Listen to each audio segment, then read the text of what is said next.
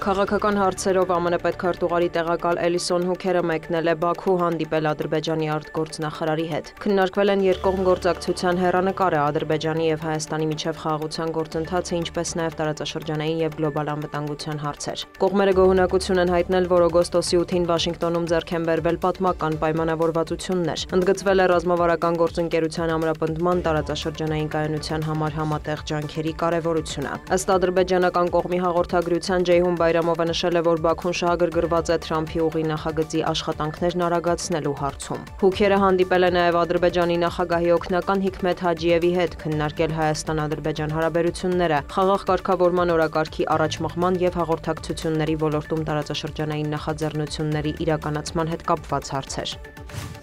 Դոնալդ Թրամփը Սպիտակ տանը մեծ շուքով ընդունել է Սաուդյան Արաբիայի թագաժառանգ Մոհամմեդ բին Սալմանին, հանդիպման շրջանակում Էրիադը եւ Վաշինգտոնը քաղաքացիական միջուկային էներգիայի զարգացման վերաբերյալ համատեղ հռչակագիր են կնքել։ Նաեւ ամերիկյան կողմը պաշտպանական ոլորտում խոշոր փաթեթ է հաստատել, որը ներառում է Սաուդյան Արաբիային F-35 կործանիչների եւ 300 Աբրամս տանկերի մատակարարումներ։ Ի թիվս այլնի Էրիադը պարտավորվել է $1 տրիլիոն ներդնել ամերիկյան ենթակառուցվածքների, արդյունաբերության եւ տեխնոլոգիաների զարգացման մեջ։ Կընդլայնեն գործակցությունն արհեստական բանականության, առևտրի եւ այլ ոլորտներում։ ԱՄՆ նախագահը հայտարարել է, որ Սաուդյան Արաբիան այսուհետ Վաշինգտոնի ՆԱՏՕ-ի անդամ չհանդիսացող հիմնական դաշնակիցն է։ Նաեւ հայտնի է դարձել, որ Միացյալ Նահանգներն ու Սաուդյան Արաբիան քննարկում են Իսրայելի հետ հարաբերությունների կարգավորման Աբրահամյան համաձայնագրերին Ռիադի միանալու հնարավորությունը։ Մոհամմեդ բին Սալմանը նշել է, որ պատրաստ է գնալ այդ քայլին, եթե Պաղեստինյան հարցի կարգավորման հստակ ծրագիր ներկայացվի, որը հիմնված կլինի երկու պետության բանաձևի վրա։ Դոնալդ Թրամփն անդրադարձել է Իրանի հետ շփումներին, հավատացրել, որ կցանկանար համաձայնության գալ միջուկային հարցի շուրջ։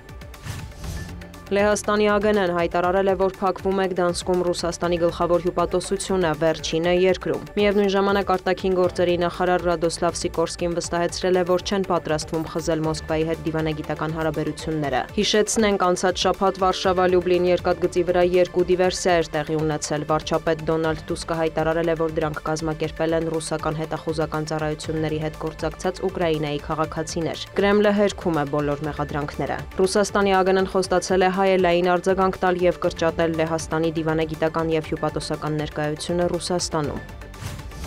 Ուկրաինան ենթարկվել է զանգվածային ավիահարվածների, ռուսական կողմը 470 ԱԹՍ եւ 48 հրթիռ է արձակել հանրապետության ուղղությամբ։ Տերնոպոլում թիրախավորվել են բնակելի շենքեր, արդյունաբերական եւ այլ օբյեկտներ, կան փլուզումներ։ Զոհերի թիվը հասել է 25-ի, 70-ից ավելի մարդ վիրավորվել է, այդ թվում 15 երեխա։ Թիրախավորվել է Խարկովը, խաղաղ բնակչության շրջանում վիրավորների թիվը հասնում է 50-ի։ Կիևն էլ հայտարարել է բարձր ճշգրտության ամերիկյանը թաքմ սեռահար հրթիռներով Ռուսաստանի տարածքում ռազմական թիրախների հարվածելու մասին։ Ռուսաստանի ՊՆ-ն հայտնել է, որ հարձակման է ենթարկվել Վորոնեժը, արձակվել է 4 հրթիռ։ Նշվում է, որ դրանք խոցվել են բեկորների անկման հետևանքով կան ավերածություններ։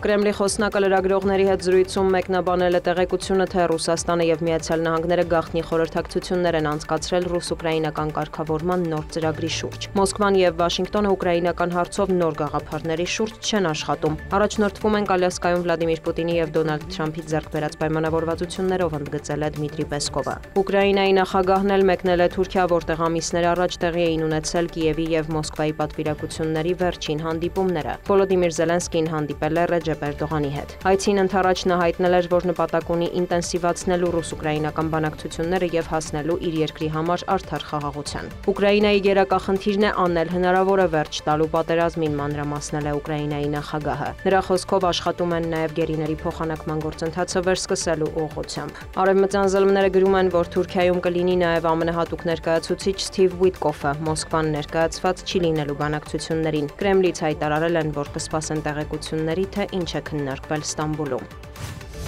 Լիբանանի առողջապահության նախարարությունը հայտնել է, որ Իսրայելի ռազմաօդային ուժերը հարվածել են հանրապետության հարավում գտնվող Այն Էլ-Հիլվե պաղեստինցի փախստականների ճամբարին։ Հայտնի է առնվազն 11 զոհի մասին, կան վիրավորներ։ Իսրայելական կողմը նաև անօդաչու թռչող սարքով մեքենա է թիրախավորել Բինտ Ջբեյլ քաղաքում։ Զոհվել է տեղական իշխանության մեկ ներկայացուցիչ։ Լիբանանի նախագահը դատապարտել է տեղի ունեցածը, այն որակելով Իսրայելի ագրեսիվ գործողությունների վտանգավոր շարունակություն։ Ջոզեֆ Աունը պահանջել է հրադադարի մոնիթորինգի կոմիտեից ոչ միայն վերանցել իսրայելական կողմի խախտումները, այլև ստիպել հրեական պետությանը հավատարիմ մնալ 2024 թվականի նոյեմբերի 27-ի հրադադարի համաձայնագրին։ ՑՀ-ից հաստատել են այն էլ Հիլվե շրջանին հարվածը, նշելով, որ թիրախում է եղել Համասի զինյալների բազան։ Իսրայելական ուժերը նոր հարվածներ են հասցրել նաև Հզբոլլահի օբյեկտներին։ Դիանա Գասպարյան, լուրեր։